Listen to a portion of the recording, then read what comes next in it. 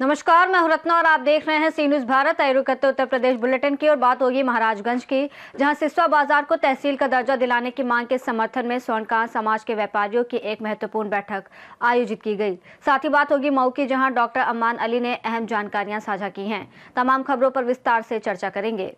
महाराजगंज में सिसवा को तहसील बनाने की मांग को लेकर स्वर्णकार समाज के व्यापारियों की बैठक में अध्यक्ष दिनेश सोनी की अध्यक्षता में निर्णय लिया गया कि 5 जनवरी को प्रस्तावित संपूर्ण बाजारबंदी में समाज पूर्ण समर्थन देगा।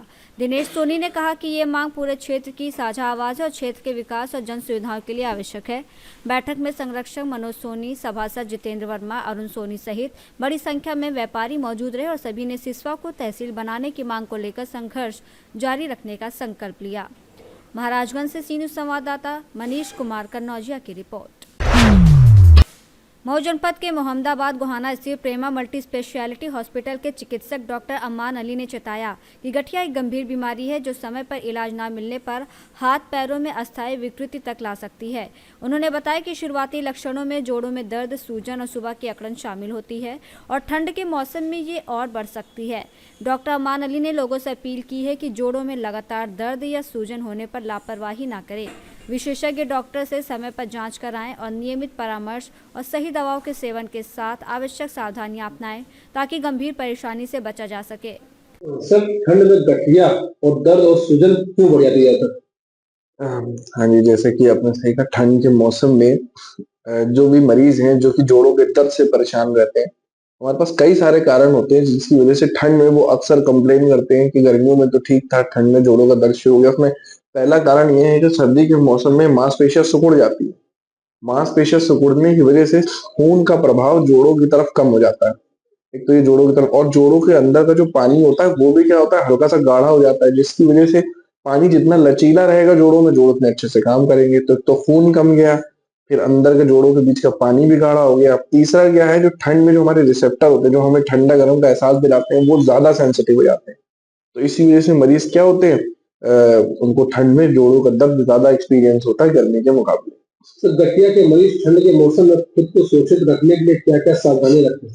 देखिए, सबसे जरूरी बात तो ये है, जितने भी ऐसे मरीज हैं जो कि जोड़ों के दर्द से पीड़ित हैं, चाहे जोड़ों का दर्द हो, कमर का दर्द हो, कमर का दर्द पैरों में जा रहा हो, सुरक्षित रखने के लिए सबसे पहले क्या, अच्छे से प्रॉपर कपड़े पहने, ठंड के कपड़े अच्छे से पहने, जोड़ों को अच्छे तक प्रॉपर ड्रेसिंग करें, जोड़ों की तरफ गर्म पट्टी लपेट लें जिस जोड़ में ज्यादा दर्द हो, ताकि ठंड का प्रभाव कम से कम पड़े उस जोड़ पे। तो ये कुछ घरेलू चीज है जिससे कि जोड़ों में दर्द उनके कम हो जाएगा। ठंड में कौन सी दवाएं नियमित लेनी चाहिए और कौन सी दर्द बढ़ने पर लेनी चाहिए? जी, जैसे कि आपने सही कहा कि ज्यादा लंबे समय तक अगर आप दर्द होगा, दर्द की दवाएं लेंगे तो वो गुर्दे पे असर करेगी। तो इसका सबसे बढ़िया घरेलू तरीका ये है, दवाएं कम करके हम एक्सरसाइज पे ज्यादा ध्यान दें और जोड़ को गर्म रखें, गर्म पानी का इस्तेमाल करें, हॉट बैग का इस्तेमाल करें, जोड़ों की सिकाई करें, जोड़ों की फिजियोथेरेपी करें, और मैं तो कहूँगा सिकाई भी दिन में कई बार करने की कोशिश करें। सर, गर्म सिकाई करने से जो गठिया के फायदेमंद होंगे? बिल्कुल, गर्म सिकाई करने से क्या होता है, ब्लड वेसल भी फैलेंगी, उसके जो जोड़ों के बीच का जो पानी है वो भी अपना जो सिकड़ा हुआ था, गाढ़ा हुआ था, वो भी हल्का हो जाएगा, पेन रिसेप्टर भी रिलीव होगा, पेशेंट को बहुत ज्यादा आराम मिलेगा। मऊ से सी न्यूज संवाददाता प्रमोद विश्वकर्मा की रिपोर्ट। देश की प्रथम शिक्षिका और समाज सुधारिका माता सावित्रीबाई फूले की जयंती मऊ जनपद के मोहम्मदाबाद गोहाना में बसपा कार्यालय पर श्रद्धा और सम्मान के साथ मनाई गई। बसपा कार्यकर्ताओं ने उनके चित्र पर पुष्प अर्पित कर आदर्शों को आत्मसात करने का संकल्प लिया। कार्यक्रम को संबोधित करते हुए पूर्व बसपा प्रत्याशी डॉक्टर धर्म सिंह गौतम ने कहा कि सावित्रीबाई फूले ने महिलाओं, दलित, वंचित वर्ग को शिक्षा के माध्यम से सशक्त बनाया और सामाजिक कुरीतियों और भेदभाव के खिलाफ संघर्ष कर समाज को नई दिशा दी। और महान समाज की सुधारिका राष्ट्रमाता सावित्रीबाई फुले की आज 196 जयंती पर उन्हें कोटि कोटि नमन करता हूं, जिनका आज के दिन जनवरी 1948 को अपने पति सामाजिक क्रांति के अग्रदूत ज्योतिबा फुले के साथ उन्होंने कदम से कदम मिलाकर चला और उन पहली बार उन्होंने महिला विद्यालय का खोलने का कार्य किया। और उस समय इन्होंने अपना कार्य किया कि जब उनके ऊपर जब हमारे समाज को पढ़ने लिखने का अधिकार नहीं था, पढ़ने लिखने की बात नहीं होती थी, तो उस समय ये गांव-गांव जाकर उनको पढ़ाने का कार्य करती थी और इनको एक पक्ष इनका बहुत विरोध करता था। इनके ऊपर तक गंदे गोबर, कीचड़ तक फेंके जाते थे। इसलिए गांव में जाते समय ये 2 कपड़ा लेके जाते थे, एक बैग में एक लेके जाती थी, एक रास्ते में लेके जाती थी।